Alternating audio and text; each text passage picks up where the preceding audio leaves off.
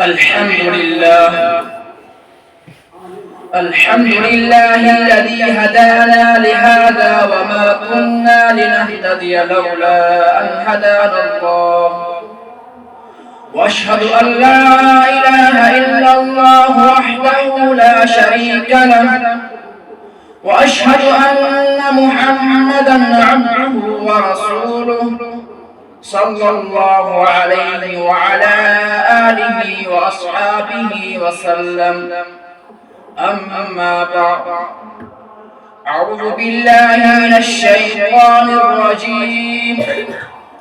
يا أيها الناس اتقوا ربكم واخشوا يوما لا يجزي والد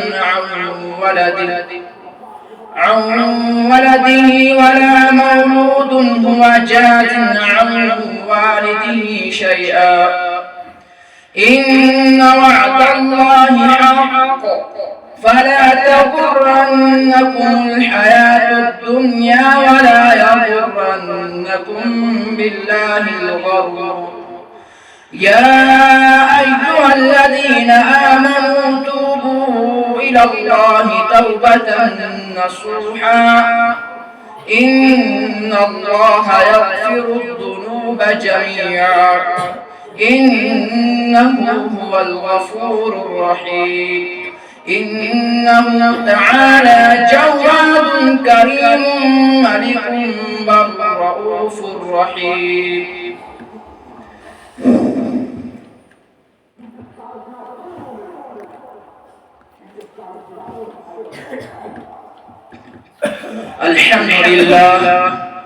الحمد لله نحمده ونستعينه ونستغفره ونؤمن به ونتوكل عليه ونعوذ بالله من شرور أنفسنا ومن سيئات أعمالنا. من يهده الله فلا مضل له ومن يضلله فلا هادي له.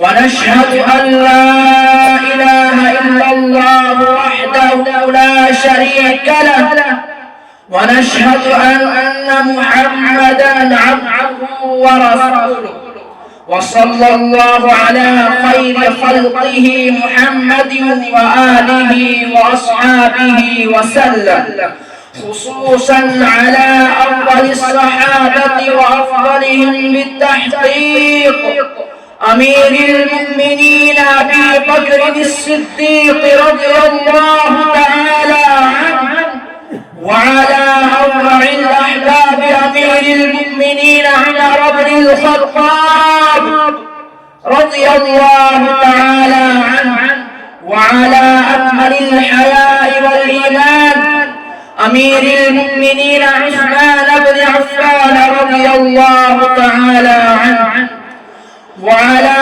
أسد الله الغالب أمير المؤمنين علي بن أبي طالب رضي الله تعالى عنه وعلى الهمامين السعيدين الشهيدين أمير المؤمنين أبي محمد الحسن وأبي عبد الله الحسين رضي الله تعالى عنهما وعلى أمهما سيدة النساء فاطمة الزهراء رضي الله تعالى عنها وعلى عميه الشريفين بين الناس حمزة والعباس رضي الله تعالى عنهما وعلى سائر الصحابة والتابعين رضوان الله عليهم أجمعين برحمتك يا أرحم الراحمين.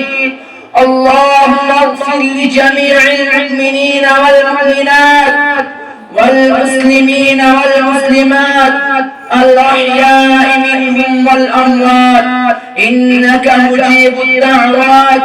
اللهم انصر من نصر دين محمد صلى الله عليه وسلم واجعلنا منهم واخذل من خذل دين محمد صلى الله عليه وسلم ولا تجعلنا منهم عباد الله رحمكم الله، إن الله يأمر بالعدل والإحسان وإيتاء ذي القربى وينهى عن الفحشاء والمنكر والبغي يعظكم لعلكم تذكرون.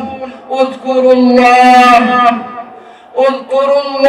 يذكركم وادعوه يستجب لكم، ولذكر الله تعالى أعلى وأولى وأعز وأجل وأتم وأهم وأكبر، والله يعلم.